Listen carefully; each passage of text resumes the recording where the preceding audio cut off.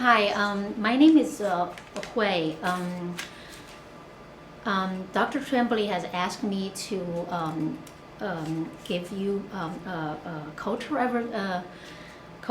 orientation in preparation for the coming of the Chinese visitor, Mr. Jiao. So I think first of all, I'm going to just introduce myself a bit. Like I said, my name is Hui. I live in Sharon, Massachusetts. I am a Chinese interpreter, translator, and I have a contract with the U.S. State Department actually to provide language services to them. So I've traveled with a lot of Chinese delegations, who are the U.S. government's guests. I have traveled with them around the country. I grew up in China. I came here when I was 26, and I have been in the U.S. for more than 20 years. Culture is a very broad concept. So it's kind of hard for me to, it's hard. It's such a big topic. So, but Dr. Tremblay has asked me to, talk about some social customs in China, and what I would like to talk about. So actually, I want to start by saying the social customs is actually not that drastically different, Chinese or American social customs. Despite the different languages, despite different cultures, we're actually remarkably alike. So, and I tend to see, I'm the kind of people who tend to see more similarities between cultures than differences. So I'm saying this because I want to assure you, you can do no wrong with the visitor, because I have, most Chinese visitors have told me, every time they come, they have told me how friendly Americans are. They are always impressed by Americans. As long as they make eye contact with you, they say hello, and they're always impressed by that. It's not the case in China. You don't really just say hello to strangers. While here we do so. So Chinese people are always impressed by that, and they're also impressed by how willing Americans are to share, or how willingly Americans share their ideas and share what they do, their best practices. So you can do no wrong. You cannot offend, the Chinese visitor.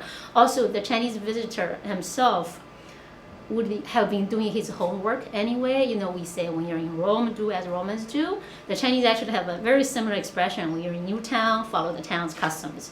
So I'm sure he's eager to, follow your lead to act as Americans do. So, and actually the another thing I wanted to point out is that this is my observation. Most professional Americans are actually more culturally, racially, religiously more sensitive than actually Chinese. So again, I just want to assure you that you can do no wrong in your action with the Chinese visitor. Just be yourself. You'll be fine. With that said, I too. I just said my observation that most professional Americans are more sensitive culturally, or religiously, or racially. That's because America is a multi-racial society, multicultural society. So, and while China is different, the reasons are many. I don't want to get into that, but I do want to point that one out. So with all that said, there are some I do want to give you some simple facts. Maybe some simple Chinese phrases you can use, to show the visitor your respect. The first one I want to talk about is Chinese names. Our visitor's last name is Jiao. His first name is Zhicheng.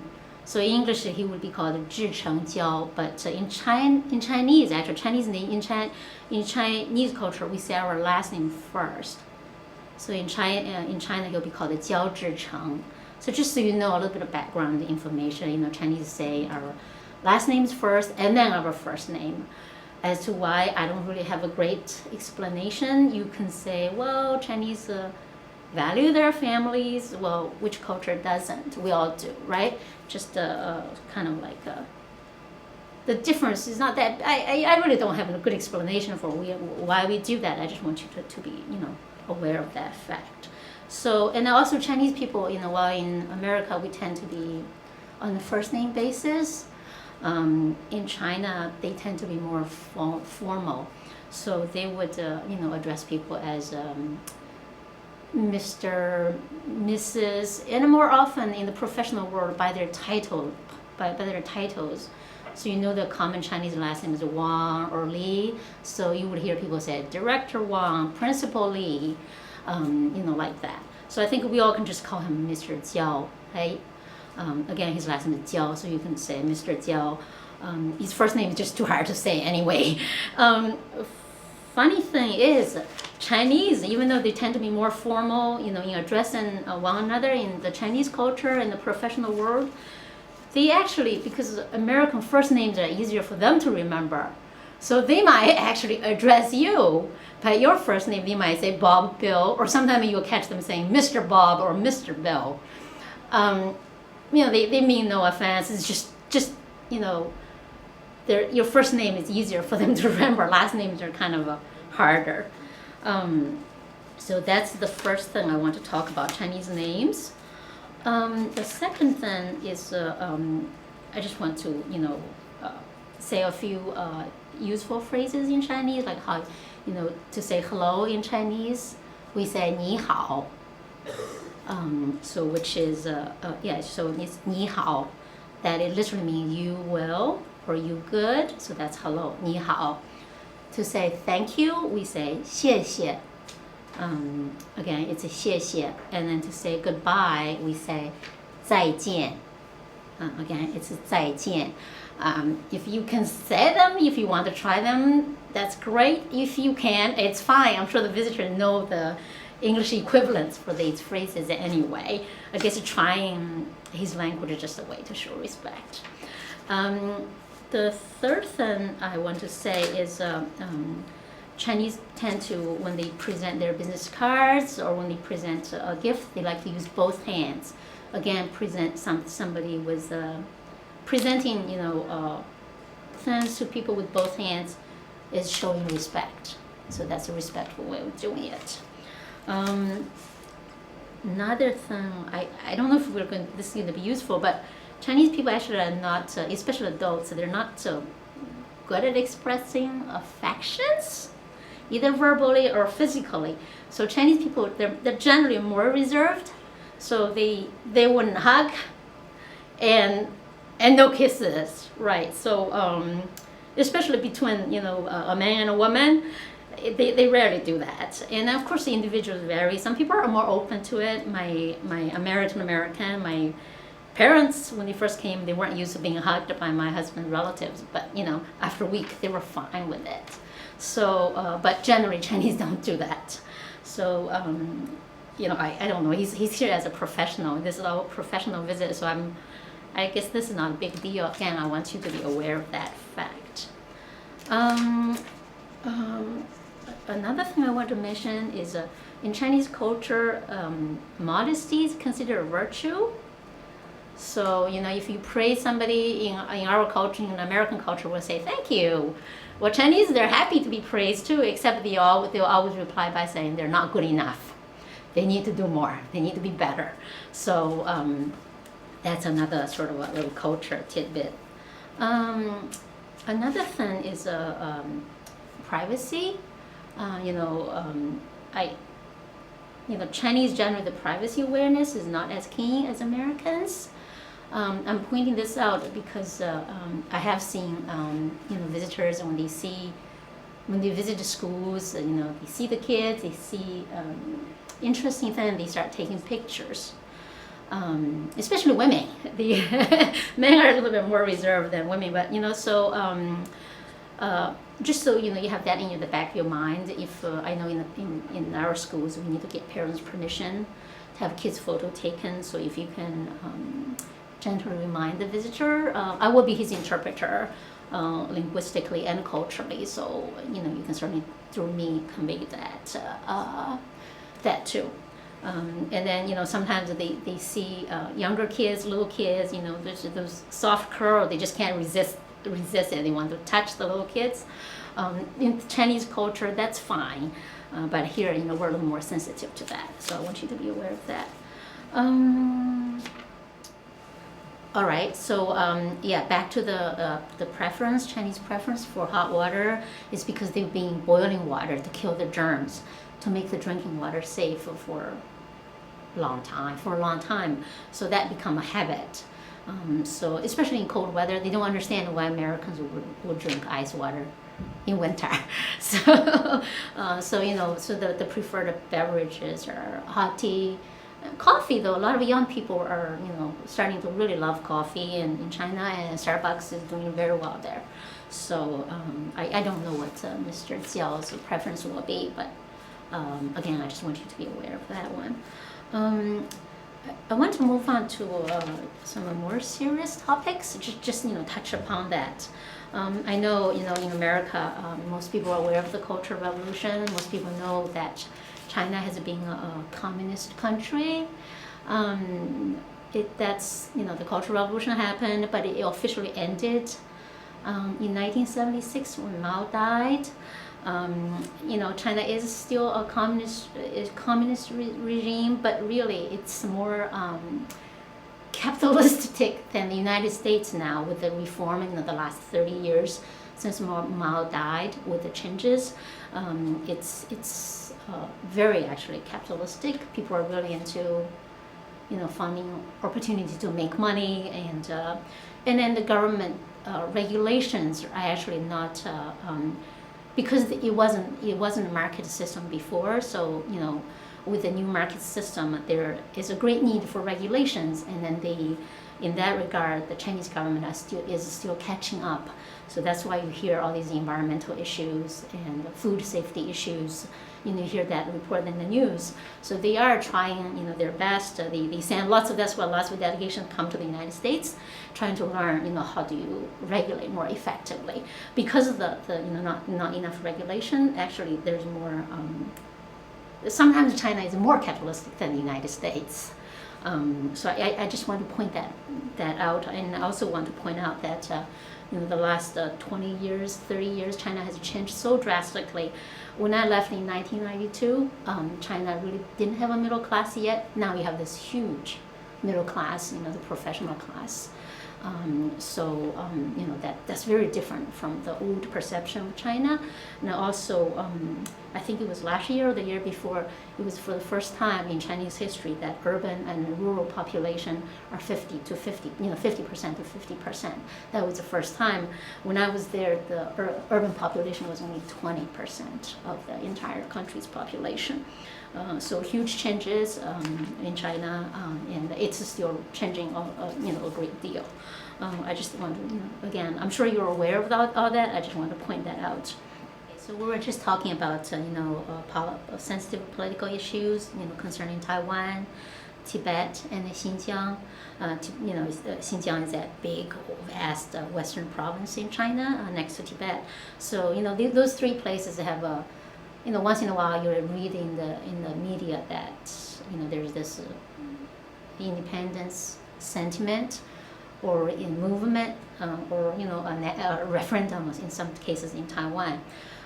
So of course the Chinese government doesn't want to tolerate that at all, and in China the reports have been always one-sided. It's from the government's perspective. About Tibet and Xinjiang, the reports have always emphasized the more violent side, like that Kunming train station knife stabbing incident. The Chinese people, most Chinese people, are not exposed to the Western, the facts that we've heard here, or the Western perspectives. So they're not sympathetic to the movement or the sentiment from people in those three places. And also there's a great amount of control still over information there. We all heard of the Great Firewall of China, where the government puts its firewall on the internet. So Chinese people often, you have to be very skilled at using the internet in order to get information or get Western perspectives, especially on these political issues. So I want you to be aware of that. And then, like my generation, the generation before me, we all grew up with the education that they have been always part of China. and we're not going to lose 1 inch of the land that our ancestors have passed to us. So if you do, you'll be considered a criminal in Chinese history. So, and a lot of Chinese people do hold that view. And so they tend to have to be very nationalistic. So I want you to be aware of that. So when, should discussions come up about those issues. It's not that you can't ask questions, you can't discuss about, these things with them. I just want you to be aware that, they're Chinese people, most of them are ordinary people, are nationalistic, not aware of a lot of the facts that we know here. So, just bear that in mind. And then religion, I don't think, under Mao it was a communism. No religion was tolerated. Even today, the Chinese government still doesn't tolerate any different alternative source of power that's considered competing with the state power. So they wouldn't tolerate any religion that has wider appeals. That said, I heard Christianity is gaining ground just because people do need something to believe in. With the collapse of communism, you got to have something to believe in. So Christianity is gaining ground, but still most Chinese people do not have religion really. They're very practical people. I remember, I think ancestor worship is truly Chinese. If you have seen the movie Mulan, you've seen. I don't know if you have seen it, but I thought Disney did a good job of portraying that part where Mulan was going to the battlefield, and then all her ancestors, the spirit came up, but tried to help her survive. That's a truly Chinese belief. That's why we want to pick the best burial sites for our loved ones, because in the hope of that they will protect us, even when they're gone. And the feng shui actually came the original feng shui, I believe, is that to look for a good burial site. But then it becomes, domestic arrangement. To American feng shui is just about interior decoration, right? So anyway, so Chinese people are very, very practical. You really, you can ask any questions about that. You won't offend them. They might ask some rather strange questions, again, because they don't have religion, or most of them don't believe in religion anyway, don't have religious beliefs. That's that. And then since our visitor, Mr. Jiao, is a educator, and he's coming here to visit the schools, so I thought I would just briefly talk about the difference between the two education systems. I'm sure you probably are already aware of a lot of these differences. What you have read in the media is mostly true. The Chinese education system is very controlled by the central government. So there's a national curriculum across the whole country. Every grade use the same textbooks. They teach the same thing, at the same grade level. There's a national college entrance examination, which falls on June 6th, 7th, and 8th. So 3 darkest days for high school students, because you take that exam. Well, it's multiple exams, by subject areas, and whatever you get, the scores you get determines whichever college you go to. Like here, education is more of a state and local issue, right? So this is the one difference. The second thing I want to mention is public schools in China actually do charge. They don't call it tuition, they charge a certain amount of fees. As far as I know, as long as I remember, you always have to pay for textbooks. So that's very different. I think even today, students all have to pay for textbooks. And then the better schools generally charge a lot of money in the cities, because there's a shortage, actually, of good schools. It's in the cities, people compete very hard to get into good schools. I remember actually my brother just went through that ordeal. He actually had to go through multiple connections place his daughter into is a fairly good school. So principals there have a lot of power. Okay.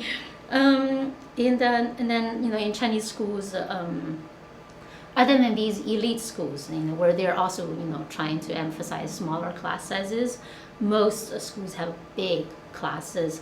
When I was in China in high school, our high school literally, our classroom had like 70, 80 kids. So literally it would go from, the teacher would have a raised podium to lecture from, and then just from the end of the podium all the way to the back wall, it was all desks. So I think a lot of schools, at least where my parents are, it's still the case. My niece, my sister's daughter goes to a high school. It's still like that. Big classes, and then nobody gets individual attention. Really, it's just impossible. Teachers just lecture and assign homework. Often they can't even check the homework.